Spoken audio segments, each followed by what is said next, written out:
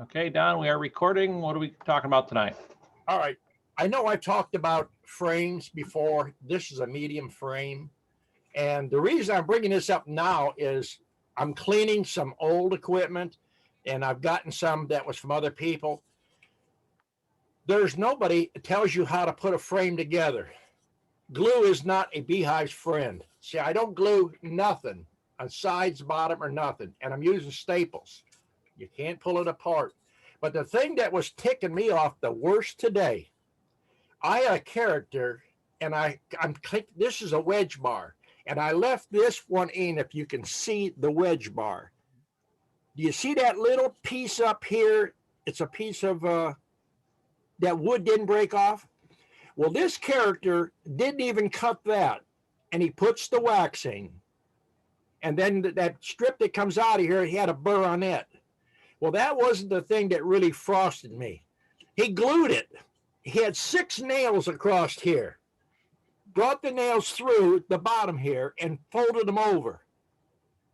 And I looked at that and I shook my head. I looked over at Jerry and I says, there's some kind of clown out there teaching beekeeping now. And I have seen people put long nails in here. I've seen them put staples in, T50 staples, tile staples. But I thought I would just bring this up to show people. If you're going to do beekeeping, this little piece that doesn't clean off here, take a box cutter, a good sharp one, and clean that. The piece that breaks off, clean it. Now, a lot of people put it right back in there with their wax. I found over time, I take a side cutter and I cut where this little piece comes out, I cut off 1/8 of an inch. That way, when you're pushing in against your foundation, it doesn't catch on the side here. Because if you get a little, you'll get that feeling you've already touched it or pushing in on it. It's not going into the wax, and it has to set into the wax a little bit. And then you put your brads in. And then what I usually do is I take a paintbrush with hot wax and I just go across one side and the other. And you do it fast, not like you're drawing a picture. You stick it in here and zip right across. Turn it around and zip the other side. That way it's not going to fall out. All right, so far that there was the only thing that upset me about. And then I've got some boxes out there. I don't want to go into the boxes. But I want to remind people that we're doing classes. We're doing them at 2 locations, Crawfordville, and we got Lula we're doing them at. And grafting classes, I try to hold 2 students, maybe 3 at the very most. And we try to do a one-on-one or maybe 2 people there, and you're going to try grafting and you're going to graft when you're here. And I want to mention we had a cookout barbecue at my house in Lula last year. Well, this year, we're going to run one down here, and we'll have it sometime. It'll be in April, and I'll post a date. It'll be $100, 5 hours. You're going to have a tour of the bee yard. You're going to get a demonstration on different hives, nuke boxes, how they're set up. You're going to get a tour through our shop. We got a store set up now that my daughter be running, selling bee supplies, and if you need stuff, you can come in and get it. And the classes, I usually sell them as a 1-year class, but I have students 15, 20, 25 years ago. If you're a student of mine and you've paid for class, you're more than welcome to come back. All my students, I always tell them, read Tom Sawyer before you come here. And people will understand that. And I have people that's coming here. Victor's going to be shaking his own packages. If you want to shake your own packages, you let us know ahead of time so that we can make the proper preparations for it. And we'll have nukes, and the nukes will be available at the end of March if the weather's permitting. And we have mediums and we have deeps. We have overwintered nukes, we have queens, and we'll have extra packages. So if you don't have your package order in by anybody, you best get on the list. And let's see. The queens are going to be $35. We're not raising our price. Our packages will be $90 for the 2-pound, $115 for our 3-pound. And if you got packages, you got famous in the package in the past. If they're empty and you don't have a use for them, you're not reselling packages, gather them up, bring them down. It saves us have to build new packages constantly. Now I know people got a lot of questions tonight, so let's get those questions in now. Anybody got a question? Get those hands up. Tick tock, tick tock. Everybody's shy. I'll start taking web questions then. All right. Will wants to know if it's above freezing but below 50 or so degrees, is it better to feed dry sugar or syrup? Well, if you have a situation where you're running really low, you shouldn't be getting in that situation. But if you do, I would put dry sugar in the back. And I always just put a couple cups full in the back of the hive. That's what we do in that, because there's sometimes you're going to have some hives that you overlook and they're going to run low on storage.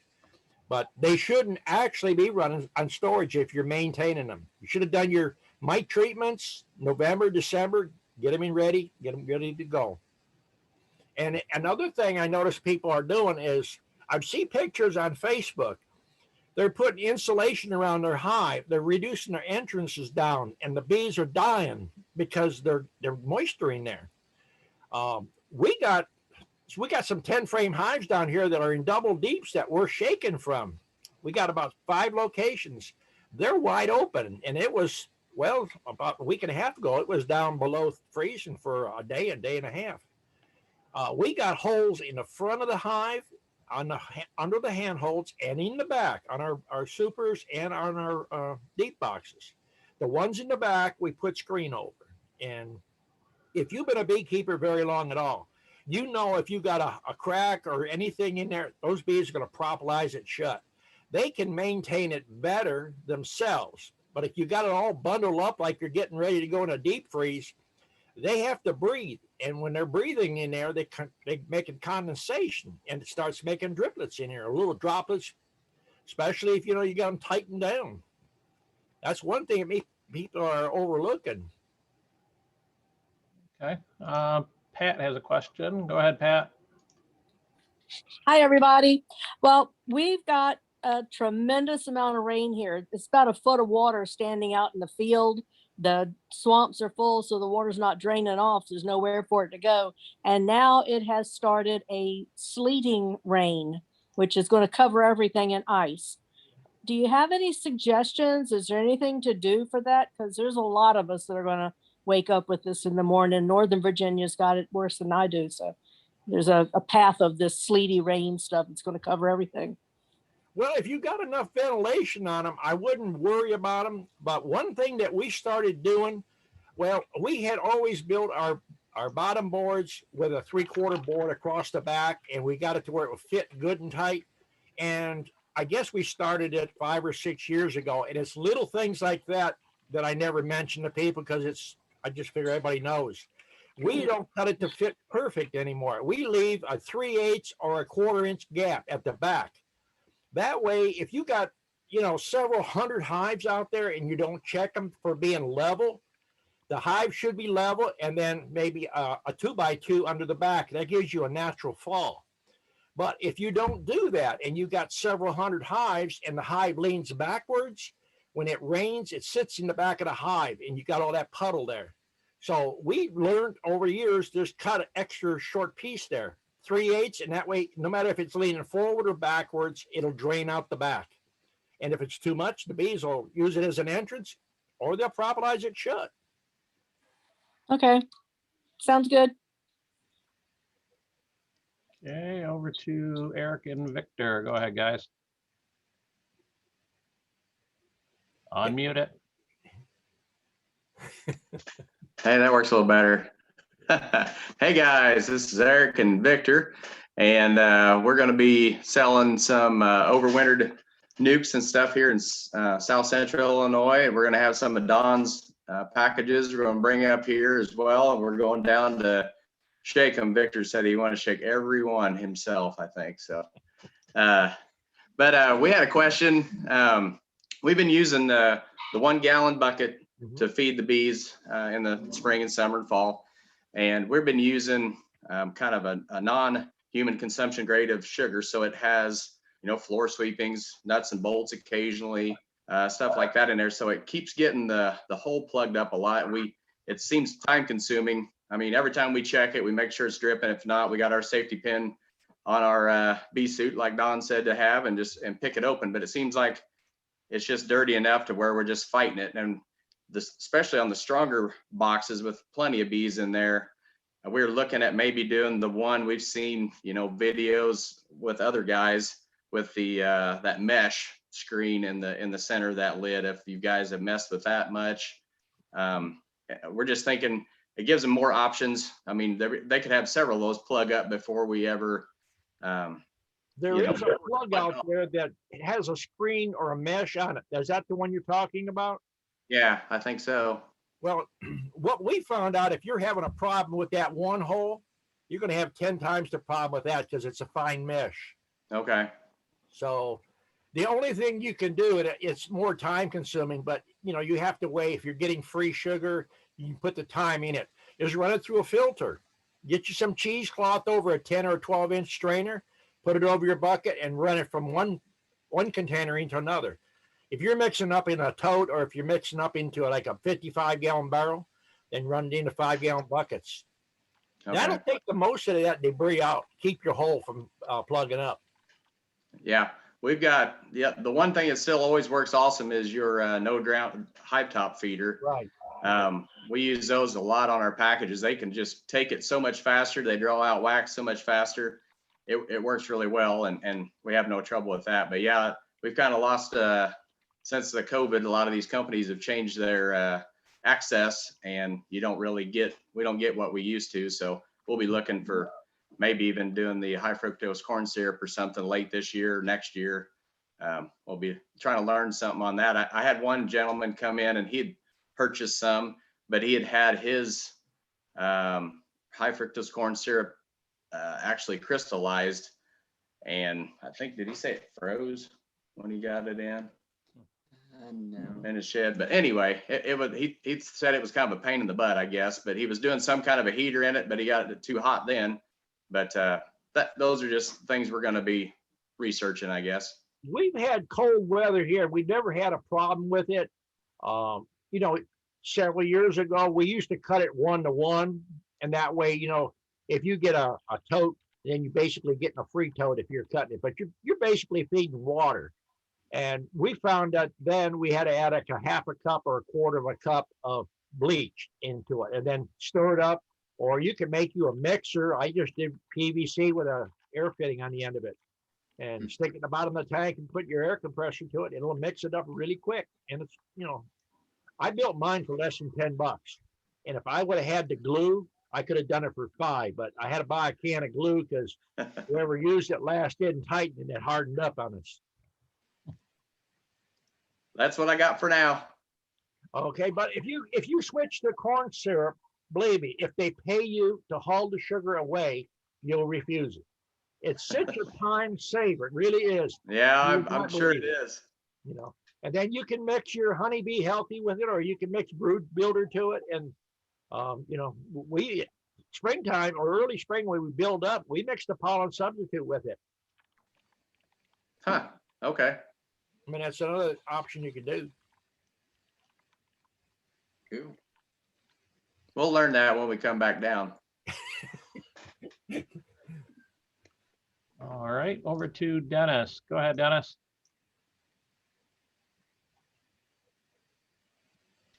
All right, can you hear me? Yep. There you go. Yeah, it's cold here. 1 degree could be 30 degrees by morning below zero. This old coat's for a reason. That, and I picked up some kind of chest cold here last couple of days, so I'm cold. Hey, reason Don I call. Have you ever seen anything or used anything like this? Can you see that? Wood tree? Oh, is that wood bleach or? No, it's called TallEarth.com EcoSafe Wood Treatment. And I've seen a northern beekeeper use this. He just puts his boxes in, rolls it around, sets it outside. It's not got any copper or anything like that. He says you get 10, 15 years, they'll have to paint his boxes. I didn't know if you'd used it or not. No, I haven't used that. Many years ago, we used copper naphthalate, which is when you dip your boxes, they get that green cast to them. But going more natural, I try to stay away from it personally. And I have students that can verify. I've got boxes in my yard that's 27 to 30 years old because I used to brand my social security number on them, and then I stopped doing that. So I keep some there to show them that you basically take care of your box, it'll last. I Now this, prefer paint myself if you have the time to paint. yeah. Well, this here has no copper in it. It's all natural, non-toxic. I just figured, well, I didn't know if you'd used it before. It's environmentally friendly. It's got all the cliches, Yeah. but they said What is the main purpose of you wanting to do it, or their Time. sales pitches? time, just dip it, it dries off. You don't have to paint them. It preserves, it keeps it from falling, rotting. Do like the Indians do, get some acorns, make natural stain. I use acorn on hides. It's a natural tannin. Right, It right. tans hides, but That's and that what might be I- what's in it. What was they selling, or what was the you're trying to get from it? The gimmick. The gimmick? The gimmick. No, Everything's got a gimmick. time. I just dip it in there and set it out. Don't have to paint. Just time's what I'm trying to save. Well, the thing that once you get your numbers that you're at now, invest in a sprayer, a power sprayer, and spray it so heavy that you get runs. The runs are good. It I'm shows cheap. you're a good painter. I got a sprayer. It's cheap. It runs every time I use it. I just seen this and I said, well, I'd give it a shot and see what happens. But it's supposed to cure out and make your boxes turn that old gray barn wood and not rot. I don't know. I just curious if you'd seen it or anything. No, the old beekeepers years ago, they used to use old 20 mil Borotine, and they would soak their boxes in that, and it kept the boring beetles and carpenter bees from boring holes in it. Yeah. It was a preservative for wood. That's why, people come out with a lot of these products. You got to look at what are they trying to do? Sell you something, or are they promoting natural look? Once you get into a certain amount of hives, you're doing really good to get them painted. So That's why I said, boy, this be quick. Roll them in there, out the door. But I do have a sprayer. I'm just curious. People dipping paraffin, people dipping, resin with beeswax. I'm not a big fan of it myself. Okay. I think it causes moisture problems personally. But I wouldn't doubt that. I've heard of people doing it. I thought about it, but I looked at paraffin wax and said, forget that. I can paint a whole lot of boxes for the price of that. Yeah. But Nancy, are you below zero yet? You're muted, Nancy. Nancy, you're muted. Either that, I'm hard hearing. I am. There, can you hear me now? Now we Yeah. can. Okay, yeah, we're sitting at -6, but tonight's supposed to be -25. Yeah, that's what they're So- calling for here. And Yeah. my house is set at 60. So you see, I'm bundled up here. Yeah, One more week and it's supposed to hit toward that 40 mark. I hope that's it. yeah. We always have at least a week of cold weather, and then it starts warming up. And shoot, next week it'll be t-shirt weather because it'll be in the 30s. We'll be happy. I hope so. I hope Yeah. so. All right. I won't keep anybody's time. I'm just curious on it. Thank you, Don. Okay, over to Pat. Go ahead, Pat. I remember to unmute myself this time. This is for Dennis.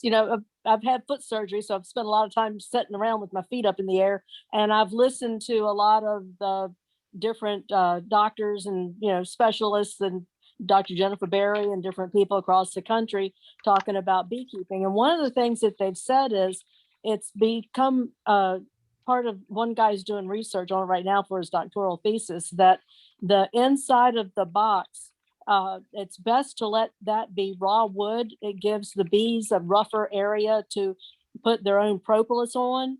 And that propolis has antibodies and all kinds of things in it that interacts with them and helps their immune system. So if you go in and coat that inside of the box with something, you might be interfering with what the bees naturally need to do. So I wouldn't recommend coating or painting the inside of your box. And if the rougher it is on the inside, the better. That's all. Okay. And we'll take another web question. How long do varroa mites live, or what is the life expectancy of them? Well, personally, I hope they're short, and I hope I don't see them. But if you do have mites, you can look. They're going to be 3 to 5 weeks in that brood there. So, as quick as you can see them, or if you're just doing preventive treatments, that's the route to go.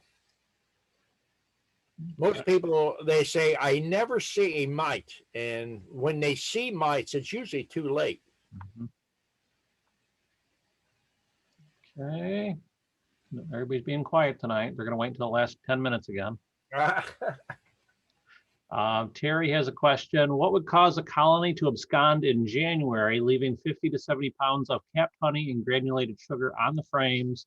I also treated with OA the last week of November and finished third round approximately 12:15. They might not had no ventilation and moisture build up in there, and they'd leaving. Or there's a possibility. Sometimes when you have a situation like that, if you look close at the bottom board, you'll find a mouse being there. And if the mouse is so big they can't get it out, they'll propolize it over. I've seen that happen in the past too. Would they still abscond with the mouse in there? Yeah. Well, they try to propolize it over, and it starts to decay in there. And I guess the smell gets them out of there. All right, back to Honeyock. Go ahead, guys. Hanyak. Hey, we do have a lot of customers who've been asking questions. We've been educating them, teaching them all kinds of stuff. And we still do the oxalic acid vapor, as you were saying, a preventative. And we don't have any troubles, but people would like to know other options. Have you found anything that's cost efficient that you recommend for treatments we ought to be telling our customers to try? Well, you have to find out what their goals are. There's a lot of people that don't want more than 4 hives. 10 hives is way too many for some people. The truest, easiest way is break that mite cycle by making lots of splits. And the next thing to do is you can put a paper towel on top of your top bars with mineral oil, and the bees will walk it, and they'll walk all over in the hive, and it's a natural, slow, it suffocates the mites. But for someone who's got a lot of hives, it's not the most economical, most efficient way. Oxalic acid is really cheap, but there's a lot of people that don't want to apply it the right way. Yeah, that's what we're finding out. And yeah, I've had a couple guys call me and say they did a mite treatment. I'm not sure what they used, but said after they did it, the bees started hauling out all the dead brood. And then he read it afterwards. They said, go read your instructions again. And that's what it said it would do. It would kill that cycle out, and so he's just losing time. He's losing, right. Can't get that back. So. Well, see, there's a lot of people don't realize they put different types of strips in. Check mite used to be very popular, but it's got such a long life on it that, it gets into wax. It's a contamination bad. Apivar and apistrips, there's a lot in Apivar or aspartame.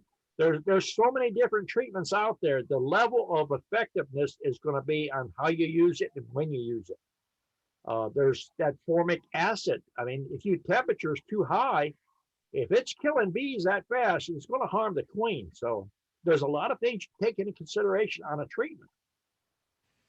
Yeah, most of our customers are just doing, like you say, just a few hives, just want a little bit of honey and stuff. But we've had a couple they're almost kind of following us now that are further up north and like our setup and actually purchasing ground and expanding their operation, trying to be a supplier up in like Wisconsin and such. So they really got to come to take classes from me. And when you was asking all these questions, I remember I told you you'll learn more once you start teaching. Oh yeah.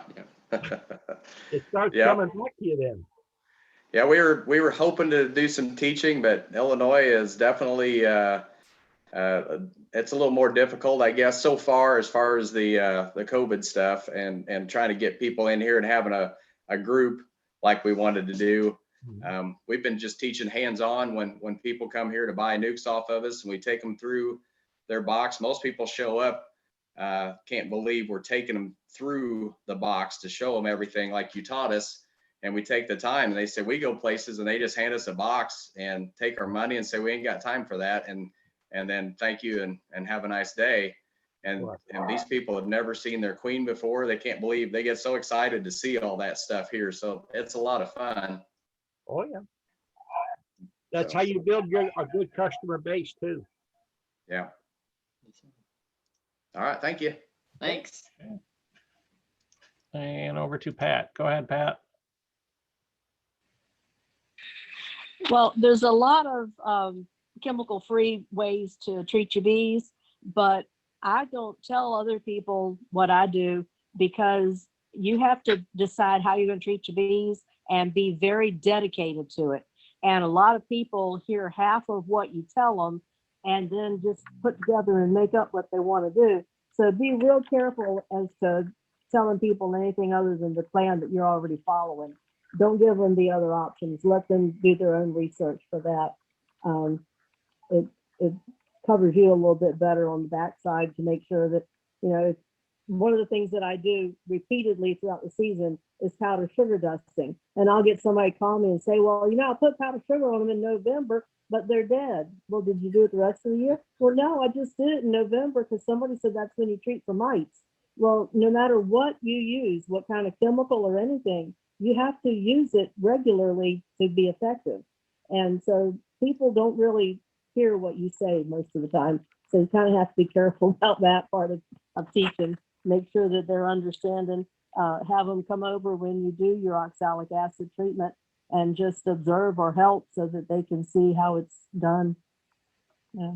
If you're doing outside in the field day, that's pretty easy to do without too much up close interaction. You can keep 6 feet. People can wear the mask under their bee suit or the jacket or whatever. That's all. Okay.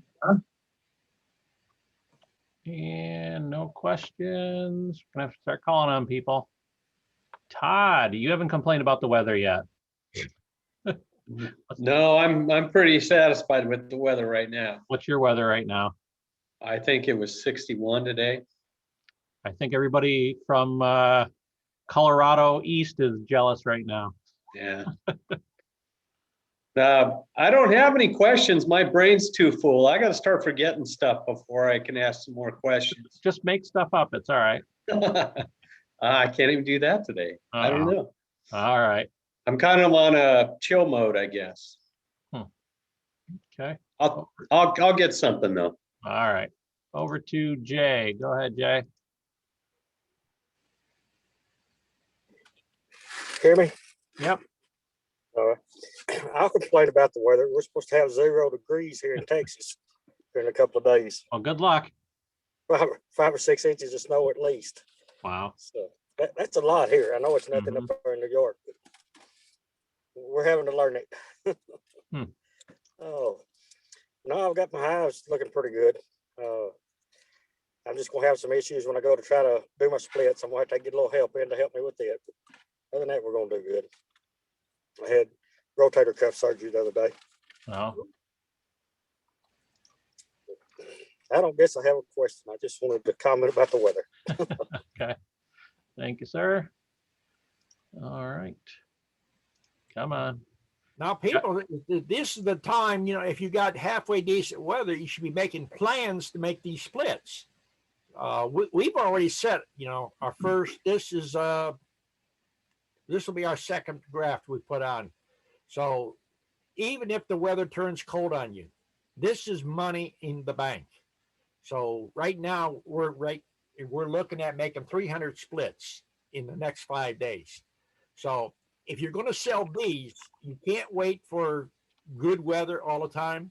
Like it's been raining here for 2 days solid. Our fields are full of water. I've been out. If you're going to sell bees, you got to realize it's like the mail, rain or shine, it goes through. If you got orders, you can't just let them pile up. I've been in the rain before many a times catching queens. So now is when it's like planting a garden. Put the seeds in the ground, get those cells started. And if you got old comb, now's a good time to start rotating it out. That's what we're doing on 1 yard. We got 250 hives in 1 yard, and we're pulling 3 frames out of each of the doubles there to put fresh combing so they have a good place to lay plenty of workers. And that old comb goes into nukes to build nukes up. And then as that brooding there hatches out, it goes into a junk box. So we made 2 free setups right there. And a lot of people don't understand the purpose of a good junk box in a beehive. It's put all your junk stuff in there and you end up getting queen cells you can cut. It's just like money in the bank. Unless you're a student and been here, and I tell you about a junk box in your bee yard, you think I'm crazy. I've been drinking too much. All right, Billy has a question. Go ahead, Billy. Hey, Don, it's interesting you hit on that, the grafting that you did. I saw you posted on Facebook where you grafted some queens already. Have you already got drones there in Georgia to make those, or are you going to have to bank them? No. We don't bank none of it. We got drones right now. That's what, I just got done saying. We're going through and culling frames out. A lot of the frames we got has got drone comb in it now. So we're moving it to make nukes, and then we'll change that out to new foundation. If you want to be successful selling packages, every square inch of that frame has to produce. And if you've got 2 or 3 square inches in one corner, it's full of honey, it's losing you money. So you want worker cells, and you want workers in all them things. Workers is what you sell. Yeah, I did put some green cone in a few hives a couple of weeks ago and try to get them to draw some drones out, but all they did was put honey in it or sugar water. Yeah. So that was all I had. Thanks. Okay, over to Melissa. Go ahead, Melissa. Hey, everybody. Just wanted to remind you that I'll be selling Don's stock, taking a trip from Georgia up through Tennessee, Kentucky, Indiana, and back to Illinois. I'm also teaching classes, and I'll have packages and nukes and queens. Go to my website, gsbees.com. Thank you. You better make sure you get your deposits in. And make sure you establish good dates on that when you're taking orders for people now. Yeah, it's kind of hard when it's weather dependent, like sometimes we get it or late March, sometimes it's early April. Yeah. I'll let you. Nope. All right, over to Matt. Go ahead, Matt. Unmute, Matt.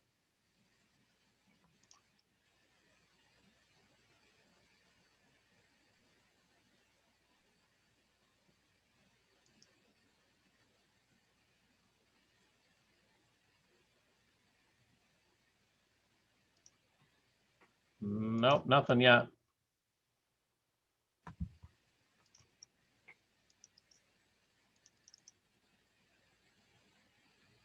All right. I guess we'll wait for see if Matt finds it. Anyone else? Get those hands up. If you're selling bees, don't think that this COVID is going to stop people from buying bees. The orders are just coming a little bit later than they normally do, because I've noticed that in the as far as order percentages, we're probably down about 40% of what we normally have. But we're pretty well booked solid right now in our March orders and up into our April orders. Now, where the weather's crazy. If we start getting people that call and say, hey, we got snow on the ground, postpone our pickup for 2 weeks, then we have slots for other people to get in. So if you're buying bees, that's something to keep in mind. If you're selling bees, that's another thing to keep in mind. Be negotiable on them dates for pickups. Okay, Pat. Yeah, this was for the guy that was asking about drones. Bee clubs and small-time beekeepers have put out some bad information that says that they kick out all the drones first cold night. And so people believe that there are no drones anywhere in their bee yard in the middle of the winter. A healthy hive will always have drones present. Yes, they do kick out a huge amount in the fall, because why feed something that doesn't do anything for you? But they would never kick out all of them, because that would not be able to perpetuate the species if there were no boys to, make babies. So you have drones present. So you just need to move forward under the assumption that if you have drones, the feral hives and your neighbors' hives are going to have drones available to mate with your queens. It's highly unlikely that you wouldn't get as good of a mating ability probably as you would a little later in spring, when there are definitely more drones present, but there would still be enough drones there to mate with your queens. That's all. Jeff, you have a question? You hear me? Yep. Oh, great. It's been so long since I worked the buttons on this one. I got a new laptop, so I'm still, the Zoom seems to be different on this one. Believe it or not, here in northern Maine, we don't have a bee association or a bee club or anything, but it appears we might be pulling one together to include, there's a Amish community up here. So hopefully we'll find out a little bit more how they approach their bee rearing, if you like. I know they sell honey here locally, but I've never been to any of their yards. But I was curious if any had any experience with working with Amish on the beehives with their apiaries and that. We've sold bees to Amish and Mennonites. In the years past, we have had students buy a lot of lumber from Amish people. Right. As a general rule, they're pretty honest people, straightforward. They're strictly business. Right. As far as in depth, some of them don't know a lot about bees. They know how to put them in a box, keep them, pull the honey, but they're not what you call real technical about it. I mean, they have the same problems we have, but they don't know how to address them. Right. Yeah, I'll be curious. I mean, I imagine they're overwintering. If they do overwinter here, they keep them in their barn somehow. But we'll find out. Well, bee clubs are good for association because people know that you got bees, you got queens. I don't know if a lot of people has already watched some of the stuff that's up on Facebook, but we have a fellow here now who's learning a commercial operation. He comes daily, every day, and he's from South Africa. And the problem down there is most bees that they do get are Africanized bees, and there are swarms. And so he's going to set him an operation up down there to sell nukes and queens and bees that you can work. Down there, there's just nobody has no skills with raising the bees down there. And then the next thing is there's no wood. Everything has to be imported. So it's quite interesting. You might watch for some of his posts. He's been taking classes, like I say, every day. He's learn how to make wax, learn how to build stuff, and run different machines and stuff. But it's totally amazing to me that I draw people from everywhere, teaching what everybody should actually know. I'm not teaching high-tech anything. It's common sense beekeeping. Right. I'm surprised they wouldn't use those or explore using some of those plastic hives. Well, just like to see. Said, everything has to be imported, and it's at a price. Yeah. Oh, I believe it. Yeah. Anyway, that's all. Just update. Okay. Keep us in touch. Yeah. All right. Let's try Matt again. Go ahead, Matt. You hear me now? We got you now. Finally. I'm having little computer problems. My question is when do you start using Brood Builder? Well, it depends on what you're trying to do. Right now, we're getting ready to start building for shaking, so we're starting to add it now. You already feeding sugar water or fructose? We haven't stopped. You know, a lot of people say, when are you starting to feed? And my question to them is, do you stop eating in the wintertime? If No, you want to eat, you know. even when feed. they're clustered, you still got sugar water on them. Well, we was in them the other day, and we're running about 6 to 7 frames of solid brood right now in doubles. So, well, actually, Jerry's been shaking packages to set up our nukes for our mating nukes right now and our cell builders. We just set up 25 more cell builders.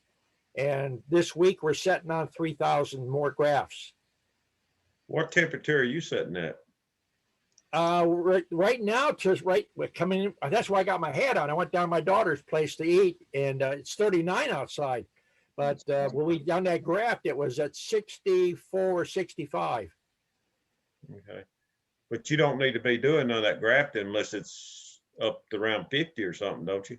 It's 80 in the room where we do it. I'm talking about go as far as getting in the hives. Well, when we go out there, you know, it's not, it's hard to explain to someone who hasn't actually watched me move or work in a beehive. We don't get in there lollygag around. We go in here, pull 3 frames out, give them a good shake, wrap them in a towel, and come up and put them in the house there where it's warm. And we graft, wrap them up in a towel, take them out and throw them in a cell builder. Okay, so you take them out when it is cold. Yeah, but you know, it's not for everybody. We're making money at what we're doing here. Well, that's what I'm trying to do too, but I didn't know exactly what temperature you could safely pull them out of. Because I'd like to get started, you know, earlier. The main thing is get your place where you're going to graft, get it up to at least 80 degrees in there. Okay. And then get you a good terry cloth towel, big like beach towel, and wrap them. You know, you take 3 frames, wrap it around. It goes around about 2.5 times, 3 times. I mean, you're getting a question there that is basically commercial, and most of the people that talk to you about that personal thing right there is there are bee clubs that do backyard beekeeping, and it takes them 30 minutes or 40 minutes in the hive to find a queen. We're in that hive and out in less than a minute. Believe me, less than a minute. Well, I mean, like I said, I'm getting into selling. I'm selling bees and all, and I mean, I've done all the grafting and stuff, but I usually don't get in the hive this early.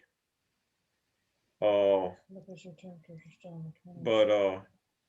that's why I was wondering what's the lowest temperature you actually get in and start doing the grafting? About 55. Okay. See, when we pull our graft, we're pulling it. We're not even spending 30 seconds. Believe me, if you watch how we do, we're not finding the queen. Okay, when you go in your hive, you're finding the queen. We pull the frame up and we give it a good shake, and we take the next frame, give it a good shake. We don't care if we see the queen on it or not. We wrap it up, take it in there. If we're grafting and the queen's on it, we'll take her back. But 99.9%, you shake them, all them bees is coming off. You have a few stragglers. So that's how you have to do things. You have to improvise. Okay. If you was to stand there and go through it looking for the queen, you're going to be in there too long. Oh yeah, I understand that. Yeah. But I just didn't know about trying to graft when it's still, you know, where it's cold enough to where you need to wrap it in towel and all that. Well, it depends. You know, we take our truck right to in the bee yard. The truck is warm. There's just a few seconds when you wrap them. They're in the truck, and then from there we park in front of the house. We walk in the house. 6 or 8 steps. We're in the house. Yeah. Well, I ain't got a problem with that. That's the whole thing when I'm doing a lot of videos. I mean, when people come here and they say, well, I didn't see that in the video. If I was to do that procedure there and do every step and explain to you as I went, it'd be a 2-hour thing, and you'd watch the first 4 minutes. You say, that's boring, and you just shut it off. Yeah. Well, I understand that. That answered a lot of questions for me right there. You learn to be a lot faster when you start selling bees. Now, if you think I'm kidding, ask Dennis when he first started, or ask Victor, all of them. They're all the same thing. they'll tell you the same thing. They'll catch them queens a lot faster, or they'll shake them bees off. Yeah. I just wasn't for sure on that part of it. Cause like I said, we fixing to have a snow hitting us tomorrow, supposed to be. They had saying, I'm here in Mississippi, northeast Mississippi, right near Tupelo. And we're supposed to get 5 inches tomorrow. And so of snow and sleet and what have you. There's a lot of things in the commercial end of this thing that a lot of people don't think about or they don't understand. The weather does not slow you down. I mean, we could go out there basically and shake packages now, but you're faster and you move on a little quicker. You can't wait till perfect weather. If you did, you'd be on welfare. Yeah. And it's a big gamble. I've mentioned that on a lot of my videos. You do a lot of things in multiples because you have to play the odds. Yeah. Okay. That's all I got for right now. Got no other questions lined up. Come on, let's stump the old fat man. Someone's got to have something. Linda's probably got something. She's reading her papers where she got something there. Nothing, Linda? Yeah, she got something. She's trying to find that button. It's too cold to do anything here. I'm just taking it all in. Never too cold. We're at 6 degrees right now. It's supposed to be -15 tomorrow. Oh. Did you got your foundation already put in? My bees are sitting tight right now. They're doing okay. No, do you have your boxes with new foundation put in? I have new foundation. I haven't got the boxes ready yet. Uh-huh. See, there's always something to do. Yeah. I like your sign. Oh, thank you. Okay, looks like Dennis has a question. Go ahead, Dennis. Unmute. I was just gonna razz you because right now, if I shook a queen, it'd be dead before it hit a frame right now. I wish I was down in your area, or I'd die going out to them right now. It's too cold. I'd like to find, I can't do it right at the moment, but if time avails, somewhere, sometime have a winter yard. But that'd make it so much nicer. But I'm always a little behind up here. We're kind of a disadvantage up here because you guys are chugging them out long before we can ever get started. But oh well. No, I was going to razz you a little bit. Ain't no way I can get my frames out right now. They're glued so tight I wouldn't even. I got a student right there on the Florida-Georgia line. He's already been grafted in January. That would be nice. That's one reason I moved from the north to the south. I mean, yeah. I got tired of shoveling snow. Now I shovel sugar. Well, I got to tie up a few loose ends. I got too many things that holds me here permanently, but it would be nice. I wouldn't want to do it for too many more years as far as moving back and forth, but it would be nice to get down south and get a jump start. Yeah, it makes a big difference.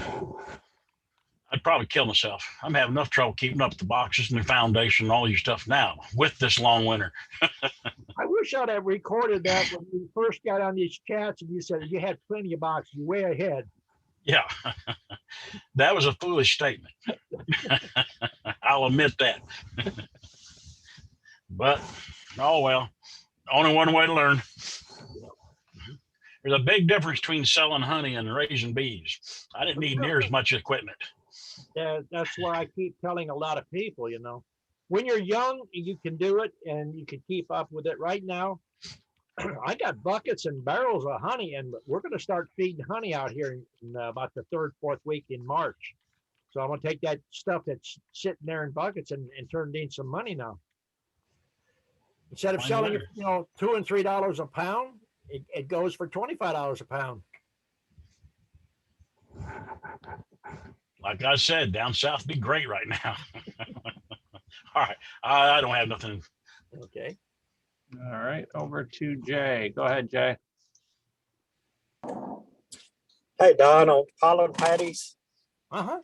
I guess one of the things I'm not just real sure on because I never have fed pollen patties. I've always had enough pollen in the hives pretty well, I thought, to go forward. Do I need to feed pollen patties to help it? And what's it going to give me? If you don't put too much in there, put small amounts in there. Are you buying the 1 pound patties pre-made? That's what I will do probably. I would cut them I in haven't 8, bought them yet. divide them 8 times. Take you a knife and just cut them, get 8 squares. And then when they pull that down pretty quick, then go to quarters. Okay.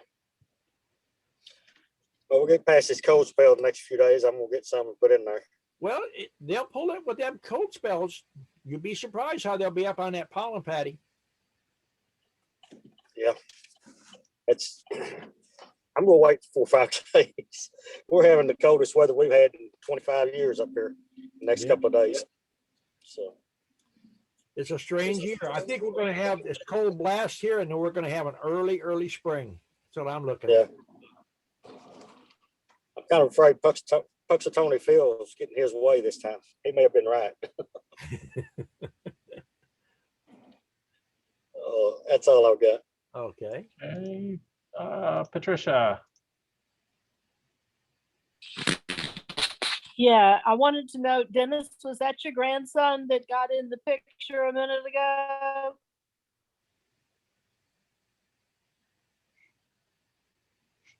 Now, my wife wouldn't want to hear it sound like she looked like my grandson.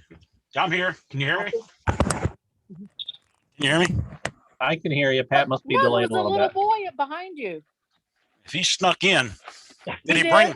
If he did, that's my wife bringing my supper. Oh. That's what I'm saying.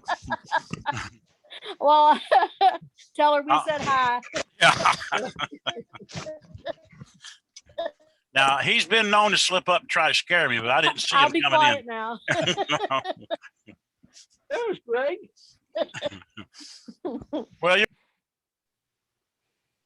No, you muted again.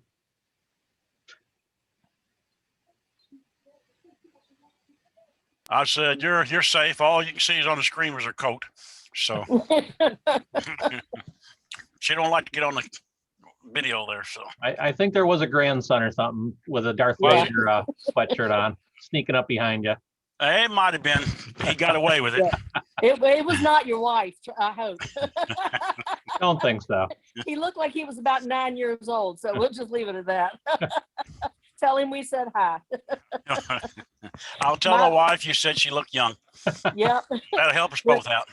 When my grandkids are here, they really enjoy hearing the chat and seeing what we talk about and all the different people all over everywhere. They'll sneak in and wave and talk. Luke loves to ask questions when he's here to visit. If it's the one that normally slips in, he's the one that I got to get a bee suit for. He likes to follow me out to the bee fields. And he can take a sting. It makes him mad, but he don't squall and run to the house. He just picks it and keeps right on going. So that's the one you train. I got to find him a suit, and we'll test him out this year. Yeah. So. All right. Greg, welcome to the show. He was out there shoveling snow, I think.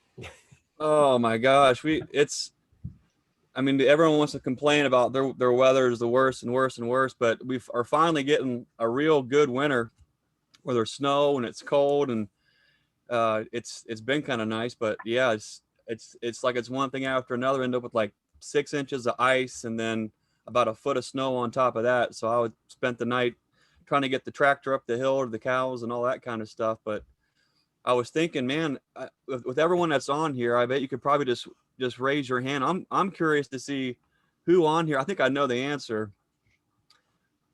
I'm wondering, raise your hand, and I want to see who keeps bees in the coldest weather that's on the screen.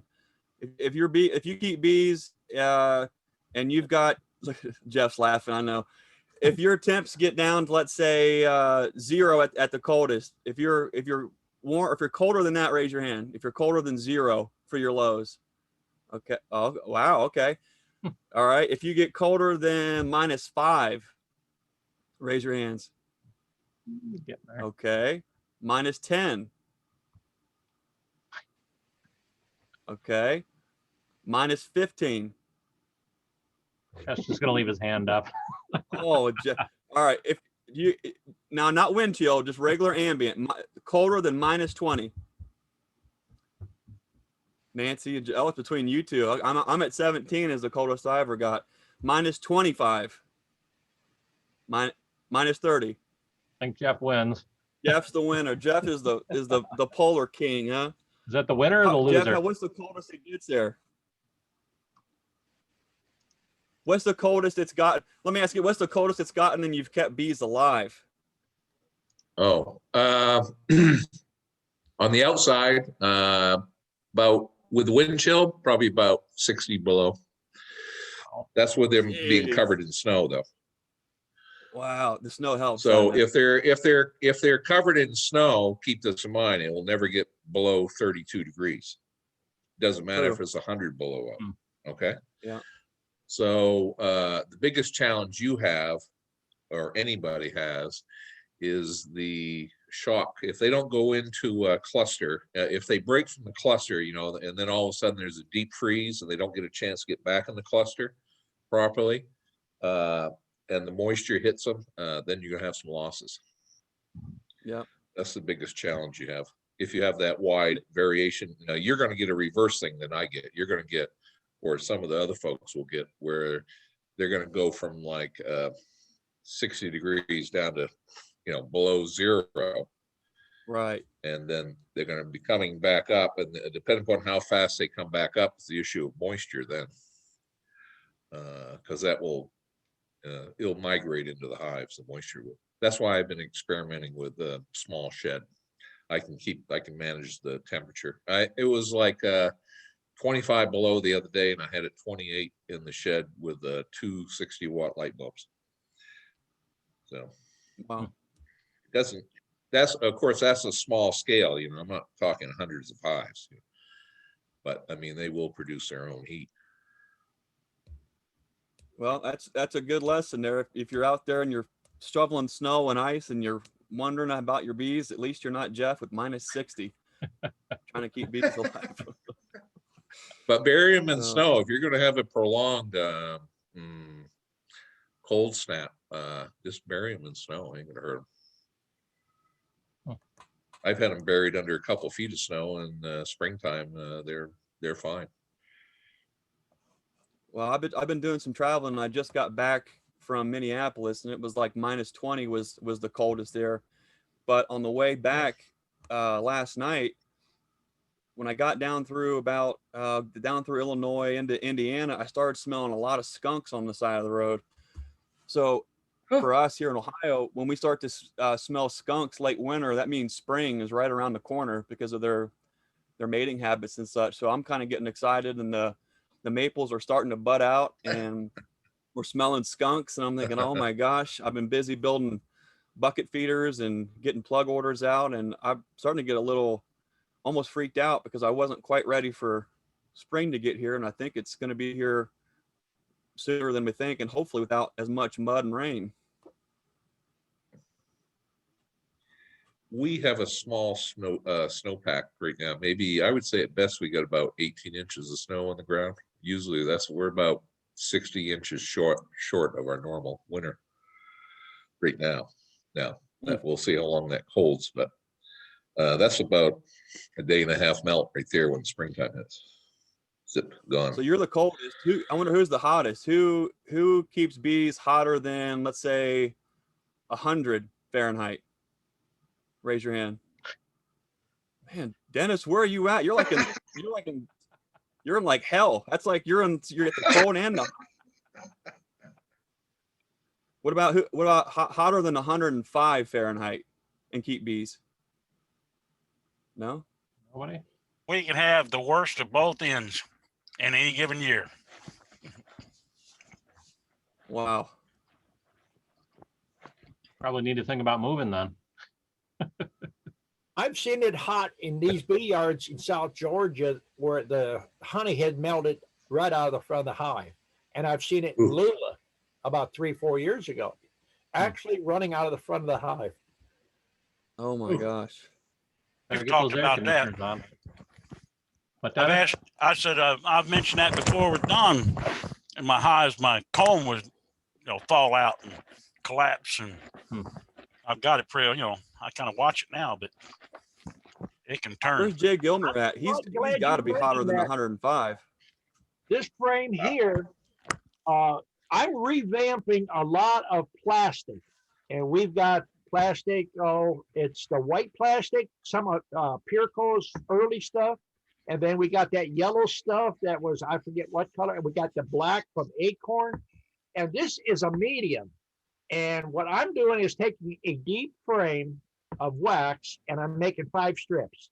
It makes 5 equal strips, and it gives you a good 2-inch piece of plastic here.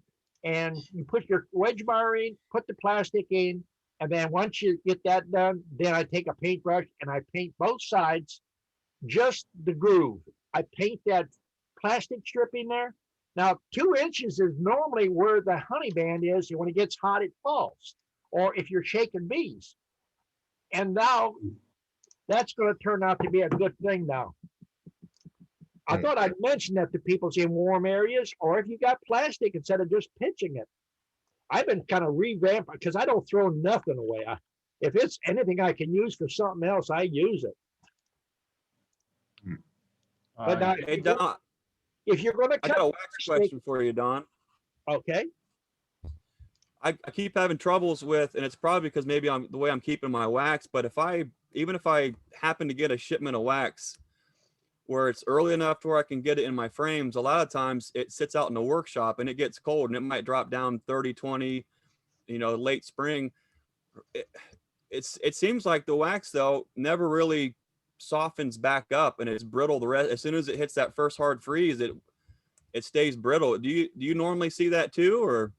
When I don't keep my wax outside, I keep mine either in my basement or I keep it in beehives.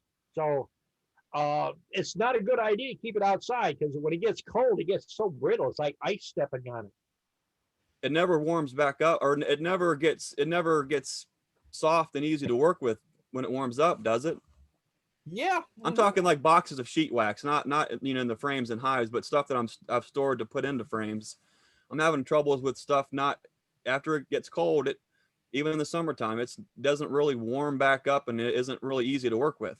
We bought some from a fellow that there was probably 5 or 6 boxes of 12.5-pound boxes or 25-pound boxes, some wired foundation. It was just part of it. We bought a guy out, frames, all kinds of stuff. And I set it out in my shed out there for a while, and then I put it in the basement. We started putting it in the wintertime. Didn't have no problem with it. If it was brittle and set outside, I mean, that wouldn't have much to do with it. I think what it was is when they mixed it, they might have put paraffin with it. That would make it brittle. Because I remember about 30 years ago, we started mixing paraffin with beeswax to make it go further. And it was brittle like that.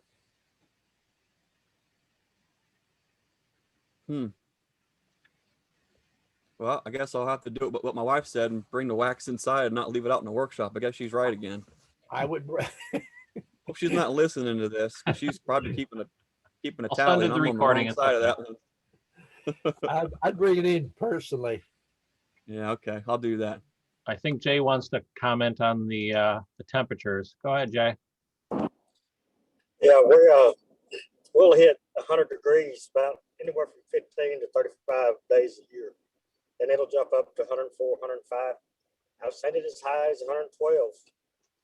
But if you got foundation, or if you got wax in there without a foundation in it, you sure got to be careful handling it. All right, thanks, Jay. And Pat. Yes, Greg, your wife is always right. That's a good rule for a happy marriage. Even when But she's also- wrong, it's right. That's right. Doesn't matter. She's always right. Right, Nancy? So, Don, I was thinking about your guy from South Africa and the lack of lumber and all that. He really might want to do some research on top bar hives, especially when he first gets there, as far as selling bees, because they can be made from anything. I've seen them made out of sunflower stalks with a piece of tin for the roof. And once he got established, they're easy to convert to Langstroth equipment. But it would get him up and selling bees quickly. And then once people got established and he had his equipment in place and everything, might give him a quick startup for income. Top bar hives are really easy to run. We talked Go ahead, about I'm it, sorry. but the thing is, if you've ever watched National Geographic and you see the women with a big bundle of stuff on their head, if there's anything that's growing the size of your thumb or your wrist, it's cutting to firewood. Yeah. They heat with it, they cook with it. So he has decided that he can get a container of wood from Turkey, even if it's more expensive, and ship these. Okay. We talked about plastic, and plastic nukes, they run about $10 a piece, plus the tariff fee coming in. Everything is. I would tell him. Everything is so expensive there. Yeah, I would tell him to contact the port where his containers are going to come into and find out the rules and who gets what and if he has to pay a bribe or whatever. Because a lot of times you ship stuff in and it never shows up. We shipped a generator down there to a missionary and it took him almost a year to get it.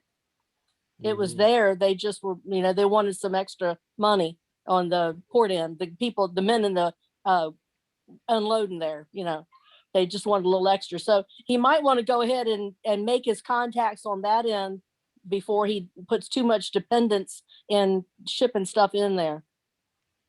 Well, he's got money. His wife is a doctor, gynecologist or something. They make good money, but he's done a lot of research. I mean, we don't just do bees when he's there. I mean, he talks a lot of stuff. Oh, yeah. He's taking notes. A lot of my students take notes when they come down here, and got a lot of good Oh, ideas to take back. But Top Bars was brought up. You're liquid metal, gold when it's hanging around you. Metal is even hard for lids, anything. Right. Yeah. Well, that's why I thought about top bar hives, because that's when they got a resurgence down there. Was they burn up all the trees? They're using the little twigs for firewood, but you can usually find a little bit of scrap, this and that, and a piece of tin for a roof. And so Peace Corps workers were, putting them out because over there, either it has to be crystallized or it has to have comb in it, or nobody will buy it, the honey, because they don't trust that it's real honey. They think it might be, diluted or whatever. So it's all kinds. Europe and other countries have such weird thoughts about things that we don't even think about. Well, see, bees he says they're at a premium over there because the only way to get bees is a swarm. And very few people collect the swarms because they don't have the protection to handle them. They don't have things to put them in. So he's going to sell bees and queens and probably nukes over there too.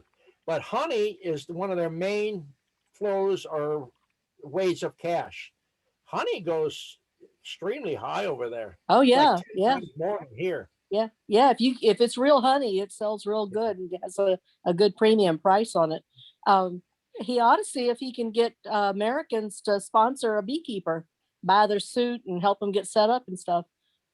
Instead of we have people here. Master gardeners will sponsor a hive to be put at somebody's gardens or whatever, just to get the pollinators out there to make that. So he might even see if he could work something like that, help them get their suit and their hive tool. He's on Facebook. He's posted on there several different things on there. You might just send him something direct, because we talk about so many different things. Probably 80% is not even bee related, but just contact stuff, Yeah, it's great. It's a good idea. That's all. Okay. All right. And Greg, go ahead. I know I'm getting on here late tonight, but I just want to again thank everybody for all the orders. Our first package route is sold out. We still have spots left for that second route up through Tennessee, Kentucky, Ohio, Pennsylvania, West Virginia. And then this year we're limiting the nuke delivery to only Ohio. And those are nukes that we're going to build here in our yard from Fat Bee Man stock. So we still have some availability left on those nukes from our Ohio fat bee man stock. And again, thanks everybody for buying the bucket plugs, and my wife's enjoying staying busy getting all those shipped out, and hope that those help folks get a head start when they're feeding their bees this spring. So I want to thank everybody for all your support. It really makes a big difference, especially us being a small family farm. It helps us keep growing the bee yard. And just wanted to say thanks to you guys, and also Don for all your guys, you and Steven, all your guys' help. Really do appreciate it. So thank you. You're welcome. Come down early and shake your bees a little bit. I will, and we'll get video. That'd be great. Victor's going to be shaking bees down here. Oh, good. Let me know what day you'll be there. Sounds like more free Tom Sawyer labor. Kenneth, you've probably seen pictures of him on Facebook. He's a big guy with a beard. He's ordered packages. He wants to shake his own packages too. So, you know, the more that wants to shake, the merrier. Unless Don has Sounds to do. good. You joined us late, but I mentioned that we're going to have a barbecue. I don't know if you come to the last barbecue we had at my house. It was a learning thing. You come out and spend, we had the last one was 4 hours. This one will be 5 hours in the bee yard, tour our commercial yard, and we're going to have a barbecue, and it'll be $100, 5 hours.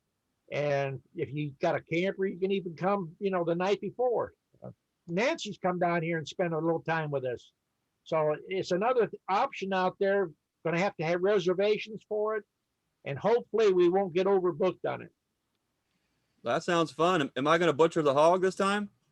No, I never thought of that. It might be something good. Okay. Sounds good. All right. One last question or comment from Pat. Go ahead. Well, this was just a comment to everybody, and this is a way for us to support each other.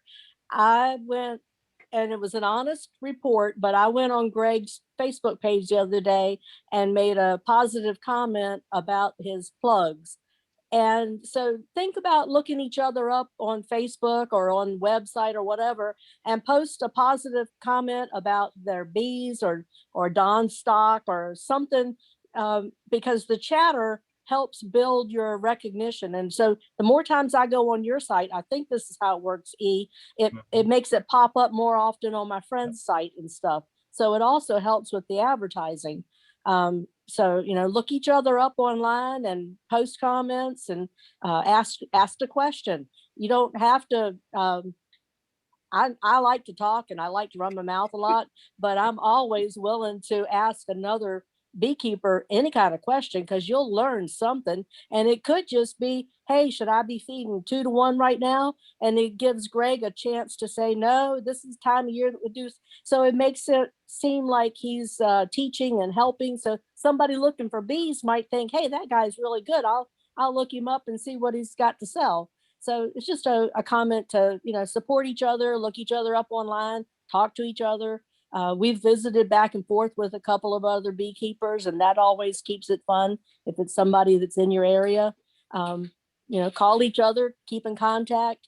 Those contacts pay off later on when you need a 50-gallon barrel of sugar syrup and Greg's coming right on down the road. You can meet him, you know, at one of the restaurants, buy him lunch, and you got a barrel of sugar syrup. So those things kind of work all together. And I just wanted to, you know, make that comment. That's all. Well, we're running in over time, so we're going to call it quits for tonight. So thank you, Don. Thank you, everyone. We'll see you in 2 weeks. Stick around for the after chat if you'd like. Thank you for hosting, and thanks everybody for showing up.